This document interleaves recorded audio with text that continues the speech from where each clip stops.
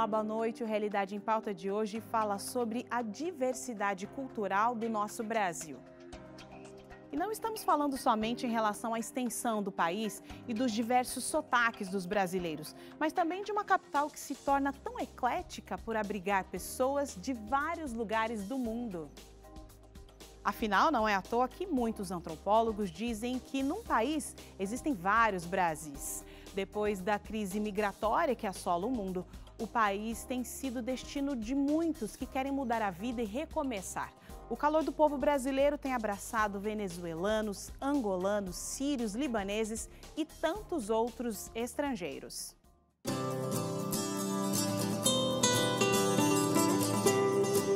Eu sempre tive o sonho de viajar pelo mundo, conhecer várias culturas, novos lugares, novas pessoas. Acho que finalmente esse dia chegou. Só que essa viagem tem um diferencial.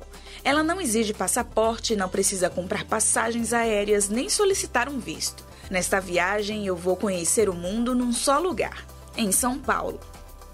O Brasil sempre foi considerado um país acolhedor e realmente, se tem uma coisa que o brasileiro faz bem, é receber estrangeiros.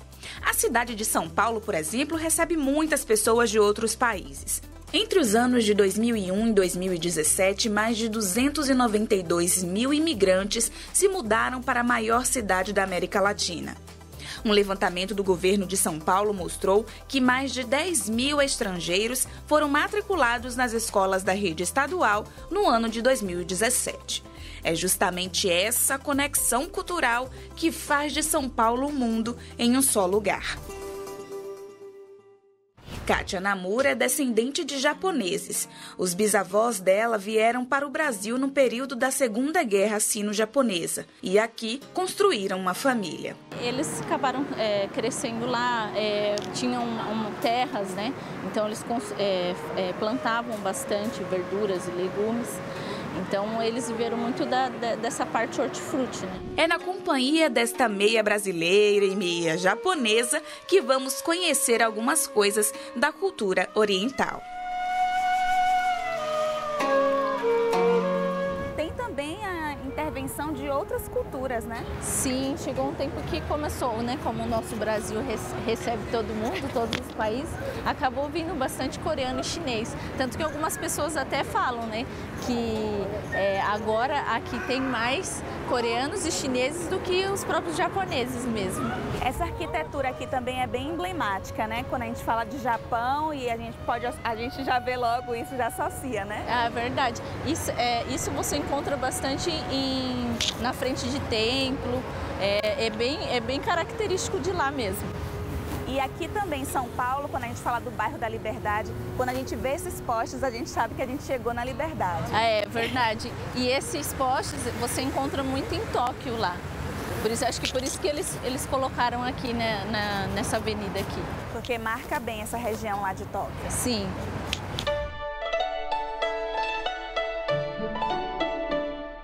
E aqui a gente está em frente a esse jardim oriental, a gente vê ali os símbolos do alfabeto japonês, que por sinal é bem diferente do alfabeto brasileiro, né?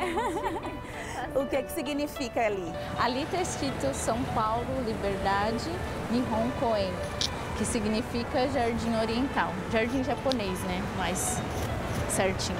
E tem uma diferença, né, lá no alfabeto japonês, é como se fossem 3 tipos de alfabeto, é isso? Isso mesmo, tem 3 alfabetos, que é o katakana, que é para escrever palavras que não são japonesas, inclusive ali São Paulo Liberdade está escrito em katakana. Tem o hiragana, que são as palavras em japonês, toda palavra escrita em japonês é com o alfabeto hiragana, e o kanji, que são símbolos, né, que às vezes ele representa duas letras ou às vezes uma palavra inteira num símbolo só. Desde os meus avós a cultura sempre foi muito forte, né? Então a gente cresceu na cultura japonesa. Minha avó sempre fez a comida japonesa e passou para minha mãe. Eu aprendi um pouquinho também, então assim, a cultura sempre foi bastante forte. Aqui é uma foto que está eu e minhas irmãs, né? E a minha bisavó. A gente cuidou dela por bastante tempo. Eu cuidei muito dela. E viveu bastante, né? É o que todo mundo fala, que japonês vive muito. E ela viveu bastante, viveu até os 92. Eita, viveu mesmo. E aqui quem é? É a minha avó e eu. Vocês estavam aonde aqui nessa foto? Aqui, se eu não me engano, é Campos do Jordão. Aqui foi que ocasião, aqui essa foto? Foi meu batizado. Meu pai, minha mãe e o Cotoquim. E aí tá reunida a família inteira aqui, então? Isso, a família inteira. Meus tios, minha avó, meu padrinho, né, que é irmão da minha mãe, minha avó, minhas primas, que saíram bem japonesinhas, minhas tias, minha madrinha, minha bisavó, minha mãe, meu avô, e eu, né, aqui e as minhas irmãs. Para 2019, Kátia tem planos de ir para o Japão em busca de novas oportunidades. Eu estou indo para ficar com as minhas tias. Então, assim, para você ir para o Japão, você precisa comprovar que você já tem um lugar para você morar, um emprego, se você já tem um emprego, e aí você pode ir. Então, precisou, assim, como eu tenho parentes lá, precisou as minhas tias fazer todo o trâmite de documentos lá, eu movimentar aqui no Brasil com documentos para juntar e conseguir comprovar, né, que eu sou japonesa, né, tenho uma descendência japonesa e que eu posso ir lá trabalhar.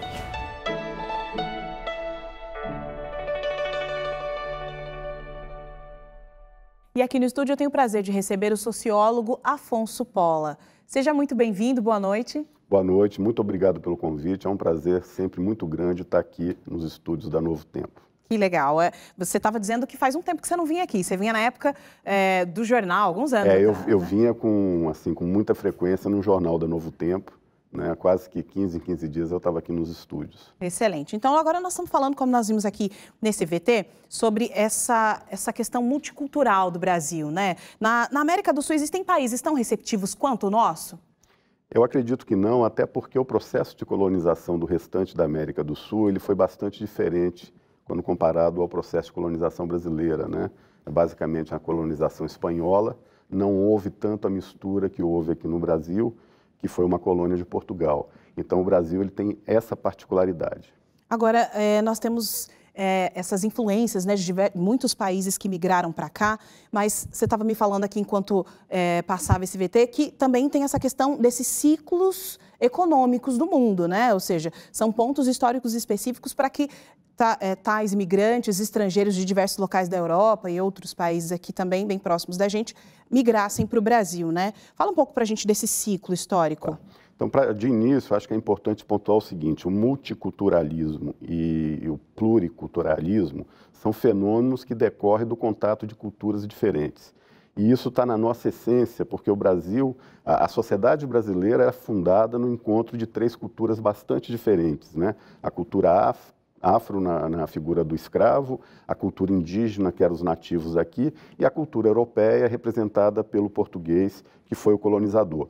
E quando você tem contato de culturas diferentes, mesmo que o pressuposto dessa relação seja uma dominação, como foi o caso daqui, o português era o colonizador, mas existe um processo de influência mútua em relação aos aspectos de cultura. Tanto é que o que predominou no Brasil é uma cultura parecida com a cultura europeia, ou seja, com a cultura do europeu, do branco, mas teve que assimilar aspectos tanto da cultura afro quanto da cultura indígena. Então, esse é um fenômeno recorrente. No caso do Brasil, além dessa nossa essência, nossa origem, estar baseado no encontro de culturas diferentes, em diferentes ciclos econômicos, nós tivemos processos migratórios e todos relacionados à fase de produção. Então, por exemplo, quando nós pegamos aí o ciclo do café, houve uma forte imigração italiana, né, em função lá das dificuldades vividas na Itália, no final do século XIX.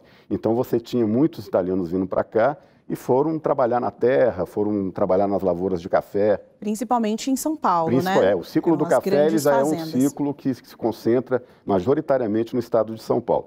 Tanto é que a industrialização brasileira vai se iniciar em São Paulo, porque o último ciclo econômico antes da industrialização foi o do café. Então, o dinheiro, o recurso estava aqui em São Paulo. Então, nós tivemos uma forte migração europeia, particularmente de italianos, E no início do século XX, com o processo de industrialização, essa migração continua, só que aí também vindo suecos, vindo pessoas de outros Sírios, países, libaneses, né? mas particularmente ainda da Europa. Essa migração que envolve outros continentes, ela é um fenômeno um pouco mais recente no Brasil, né? Ah. E no caso de São Paulo, por exemplo, São Paulo é uma cidade que até os anos 60 ela não tinha esse caráter cosmopolita que tem hoje, né? A partir daí, sim, você começa a ter outros fluxos migratórios, tanto de pessoas da América Latina como de pessoas de várias partes do mundo e da Ásia, né? A colônia nipônica, por exemplo, no Brasil, ela é muito expressiva. Você estava falando dos anos 60 e foi exatamente também nesse período, mais forte ainda, a partir dos anos 80, em que, ao invés de recebermos pessoas, também nós estávamos enviando brasileiros para fora, né? E aí esse intercâmbio aconteceu muito, né? Essa coisa do brasileiro ir para fora, principalmente na década de 80 ali, para os Estados Unidos, né? Isso também interferiu em alguma questão, a relação de receber esses imigrantes ou não? Sempre acaba tendo uma interferência, né? E aí é importante pontuar o seguinte, quando nós falamos dos anos 80, nós já estamos falando de um momento em que o processo de globalização vinha se consolidando cada vez mais e os fluxos migratórios eles acabam se intensificando bastante, né? Porque qual que é um dos pressupostos desse processo de globalização? É a eliminação de barreiras fronteiriças, Sim. né? Então, isso vale para os produtos, isso vale para as mercadorias e, uma certa medida, vale também para as pessoas. Então, você tem tanto deslocamento, por exemplo, no caso da Europa, de pessoas que saem de um país da Europa para outro, como pessoas que saem da Europa para outro continente, mas também a Europa recebendo pessoas de todos os continentes. Então, isso passa a ser uma coisa bastante intensificada dos anos 80 para cá. O acesso à cultura de outros países é uma grande oportunidade de agregarmos conhecimento. E, pelo jeito, não é tão difícil aprender e conhecer mundos diferentes do nosso. Do Japão, partimos para o mundo árabe.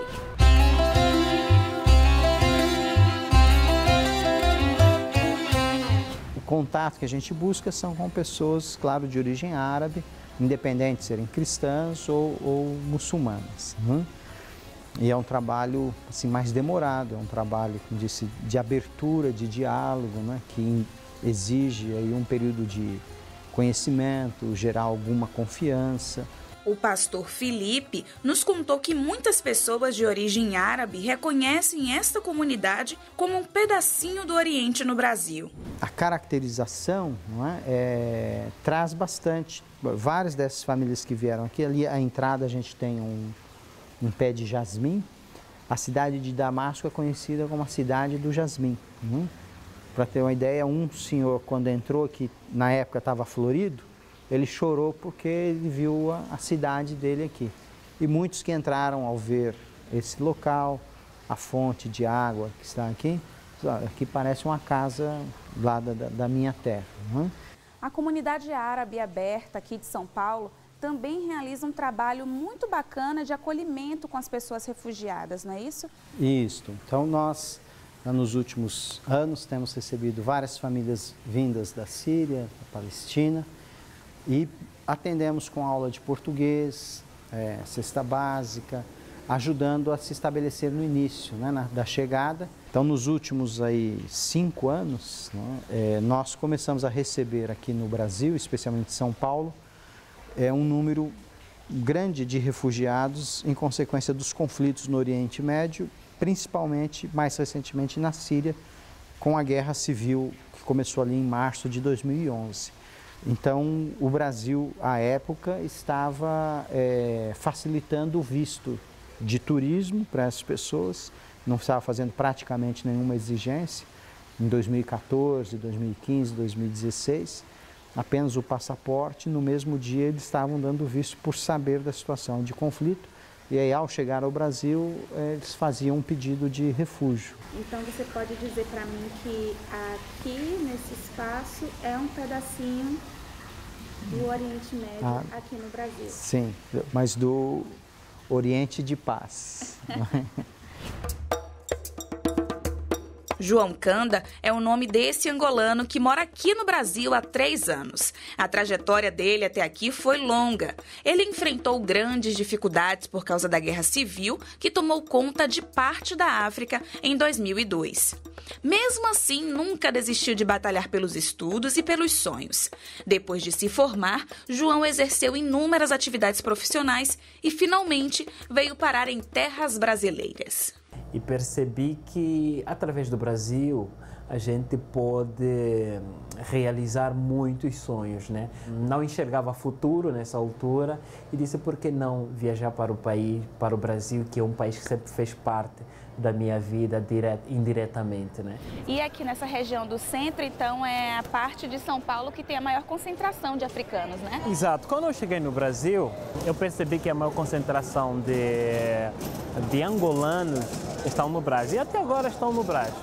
Mas se for falar no sentido mais amplo, essa parte da República tem a maior concentração de africanos, por conta mesmo do comércio, das questões comerciais, de emprego e tudo mais, né?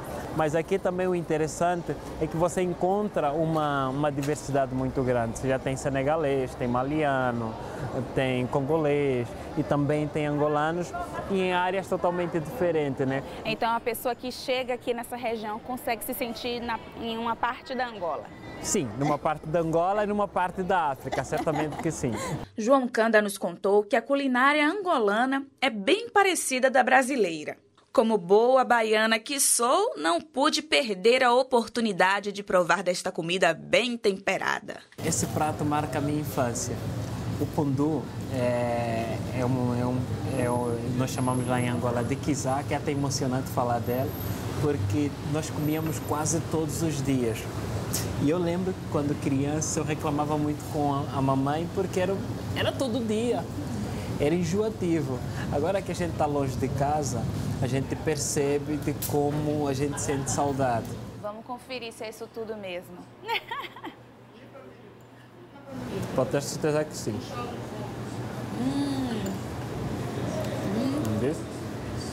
Uma delícia.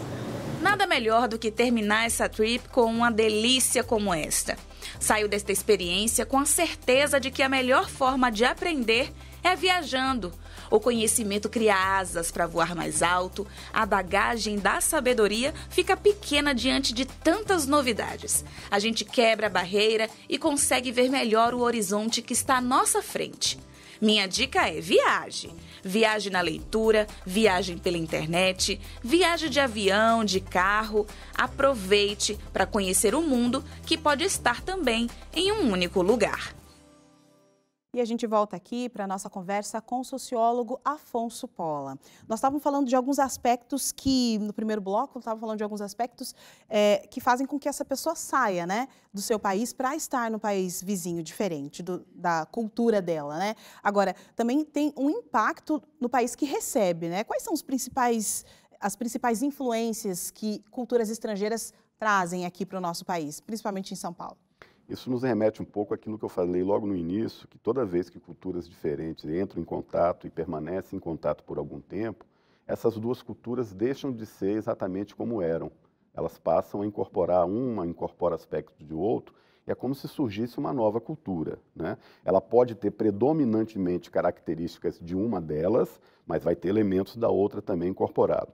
Isso vale para esses processos migratórios também, e hoje mais ainda, muitas vezes, mesmo que a pessoa não se desloque fisicamente, o desenvolvimento da tecnologia e dos meios de comunicação permite que você tenha interação em tempo real com pessoas que estão do outro lado do planeta, pessoas que vivem em culturas completamente diferentes. Então, esse processo vai aproximando as pessoas, mesmo que elas estejam distantes fisicamente.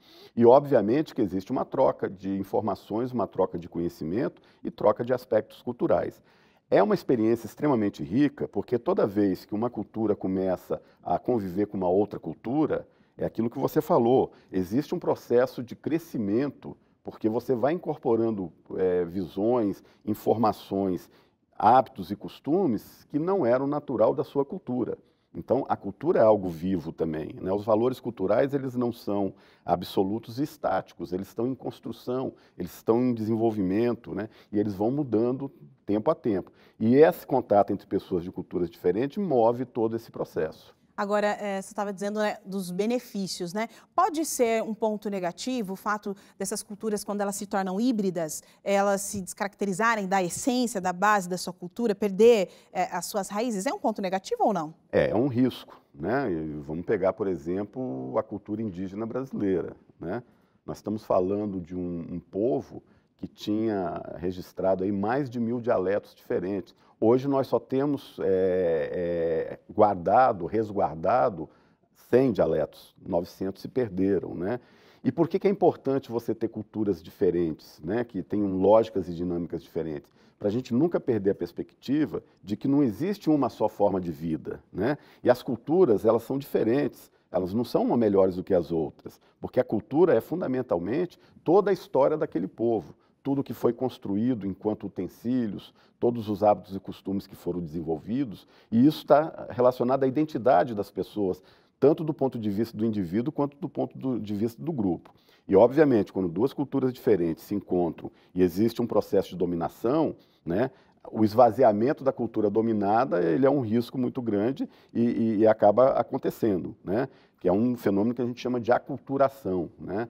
Você vai gradativamente perdendo os vestígios da sua cultura e colocando no lugar uma outra cultura. Então, os indígenas brasileiros, por exemplo, eles faziam arco e flecha porque era um instrumento importante para a sobrevivência deles, para a caça. Hoje eles fazem arco e flecha para vender na beira da estrada, para conseguir dinheiro e comprar comida, porque eles não têm mais o lugar de caçar, não tem mais área com os animais que eram suas presas. Então, essas mudanças, elas vão descaracterizando, sim, a identidade cultural daquele povo. Agora, um ponto para a preservação dessa identidade cultural é a preservação da história, né, deste povo, né? Isso, é importante preservar a história? Por quê? E isso tem que fazer parte das políticas públicas, né? Então, volto a dizer, na medida em que você não permite que desapareça os vestígios da cultura indígena, né, nós a todo momento podemos inclusive ensinar nossas crianças que existem povos que vivem de forma diferente, que se organizam de forma diferente, né? Ou seja, as culturas primitivas eram culturas onde não existia a presença de uma instituição chamada Estado.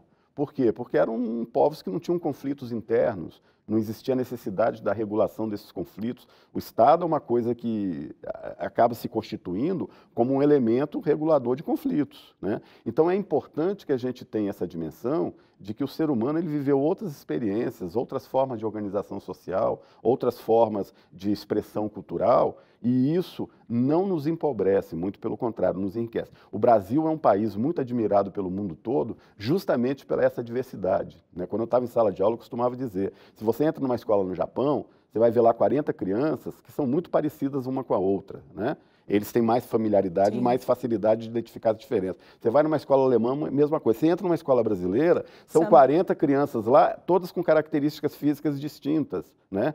E isso é uma coisa admirada no mundo inteiro. Então, isso não é um aspecto negativo, isso é um aspecto positivo. Você estava falando de sala de aula, e por isso que se dá a importância, quem sabe, né, de a gente apresentar essa história do Brasil e também das suas diferentes culturas convivendo juntas, né, de forma híbrida, para as crianças. É importante apresentar essa história nesta forma, desta maneira? Sim. Até porque o objetivo da escola é formar um cidadão bom, né? E o cidadão bom ele tem que ter uma visão de mundo que permite ele a olhar outra pessoa, mesmo que ela seja diferente, quer seja fisicamente ou quer seja nos hábitos e costumes, mas olhar aquela pessoa como ser humano, respeitá-la como ser humano. E isso é algo que faz parte do processo de educação.